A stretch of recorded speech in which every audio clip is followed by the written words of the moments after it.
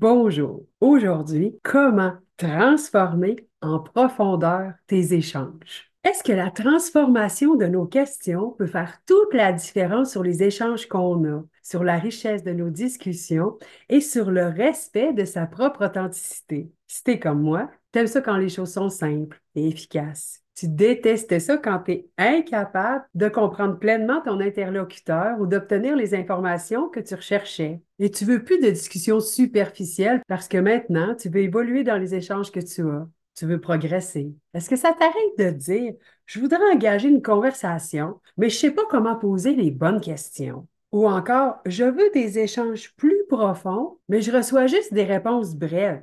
Ou peut-être encore que tu dis, je veux enrichir mes discussions, mais je me retrouve tout le temps avec des banalités. As-tu simplement envie d'avancer dans tes conversations avec confiance et en profondeur?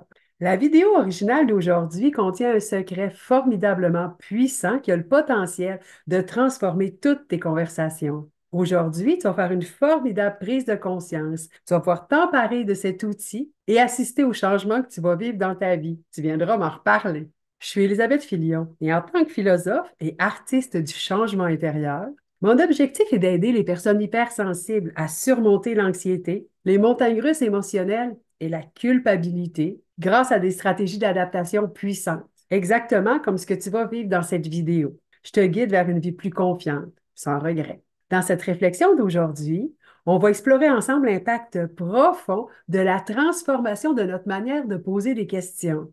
Comment une simple modification peut ouvrir des possibilités insoupçonnées et libérer le potentiel de chaque échange que tu vas avoir. Imagine une personne qui te demande, hey, penses-tu que tu peux réussir ça? Ou es-tu satisfaite de tes progrès? La formulation de ces questions est fermée. Une question fermée se répond la plupart du temps par oui ou non. Parfois avoir des choix de réponse, mais la plupart du temps, une question fermée nous enferme.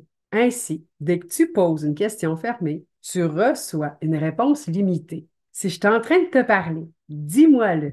Ça va me faire plaisir de savoir que je ne suis pas toute seule, que ça l'intéresse d'avoir des conversations authentiques. Comment pouvons-nous sortir des banalités? Oui, mon ami, comment nos questions peuvent-elles enrichir nos échanges et nos discussions? En substituant les questions fermées par des questions ouvertes. Parce que s'il y a des questions fermées, il existe bien sûr des questions ouvertes. Garde ça avec moi. Par exemple, au lieu de demander est-ce que tu peux réussir cela, une question ouverte serait quels aspects de ça te stimulent le plus et comment penses-tu parvenir à le faire?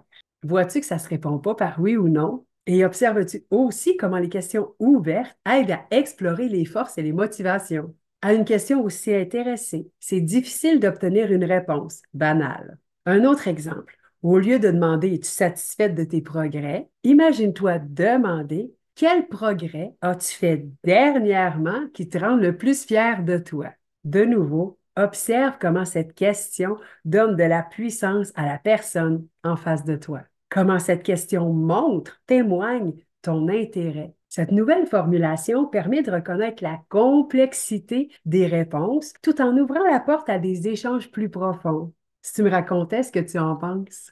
En utilisant autant que faire se peut des questions ouvertes au lieu des questions fermées, on développe une grande richesse dans nos échanges. Puis au fur et à mesure qu'on utilise des questions ouvertes dans nos discussions, on accède de plus en plus à des échanges profonds, sincères, authentiques. Et enfin, à force d'accéder à la sincérité et à l'authenticité des personnes en face de nous, on renforce la qualité des interactions qu'on a et on augmente la compréhension mutuelle parce qu'on encourage une vision plus complète. Dis-moi donc en commentaire, est-ce que tu vas te mettre à poser des questions ouvertes? La transition question fermée, question ouverte, c'est plus qu'un simple exercice de linguistique. C'est un changement qui peut transformer la façon dont tu te perçois et tu interagis avec le monde. Pour les personnes en quête de discussions enrichissantes, cette technique offre une voie vers des échanges plus profonds et productifs. En adoptant cette approche, tu vas te sentir plus confiante et plus épanouie globalement, prête à engager des conversations avec assurance et profondeur,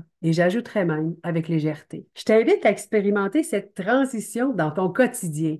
Remplace les questions fermées par les questions ouvertes, autant que faire se peut. Et tu vas observer comment cette petite modification peut ouvrir des perspectives nouvelles et enrichir ton expérience de la vie. Mieux encore, tu vas découvrir le pouvoir transformateur des questions sur ton chemin de vie. Alors, voilà, on se revoit la semaine prochaine. Tu es unique au monde.